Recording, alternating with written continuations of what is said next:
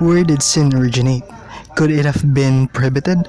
Why does sin exist today? Stay tuned to learn more. Hi friends, study with me today with the Bible, with the topic of fall and restoration of men, the apostasy of Satan. Where did sin originate? Could it have been prohibited? Why does sin exist today? Each of these questions can be answered. There's no need to be perplexed. What does the Bible say? But before that, subscribe to my channel and turn the bell icon so you won't miss out for future videos.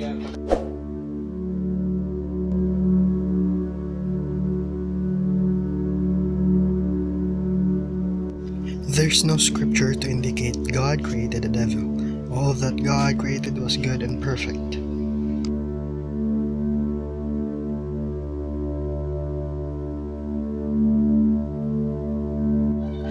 Thou wast perfect in thy ways from the day that thou wast created, till iniquity was found in thee. Ezekiel 28:15.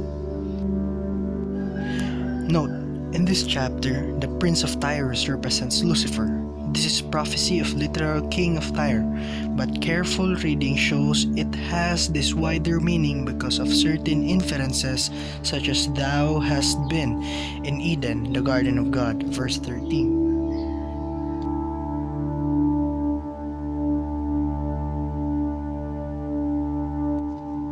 Thou art the anointed cherub or angel that covereth, Ezekiel 28:14.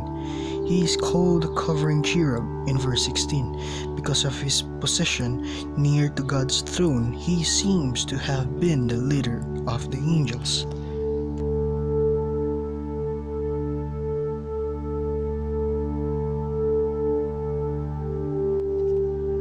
Thine heart was lifted up because of the beauty thou hast corrupted by wisdom by reason of thy brightness.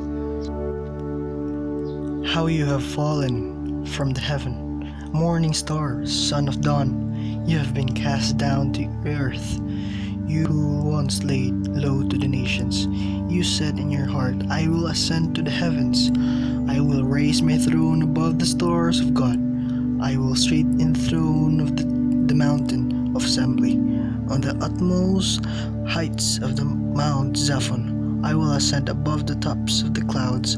I will make myself like the Most High. Isaiah 14 verses 12 to 14. Here Satan is presented under the figure of the king of Babylon, just as God was the king behind Israel's throne.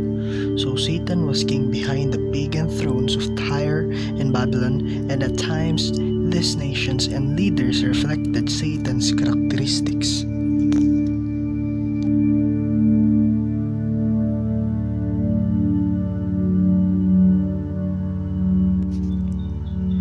And there was war in heaven. Michael and his angels fought against the dragon, and the dragon fought at his angels. Revelation 12:7.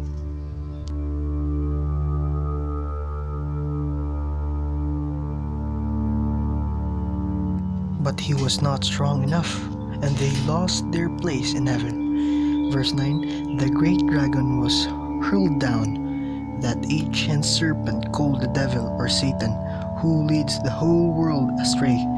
He was hurled to the earth, and his angels with him. Revelation 12 verse 8 to 9. This corresponds to what Jesus said, I beheld Satan as lightning fall from heaven. Luke 10:18.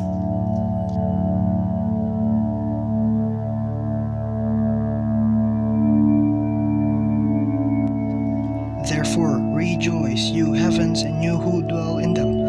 But woe to the earth and the sea, because the devil has gone down to you. He is filled with fury, because he knows that his time is short. Revelation 12:12.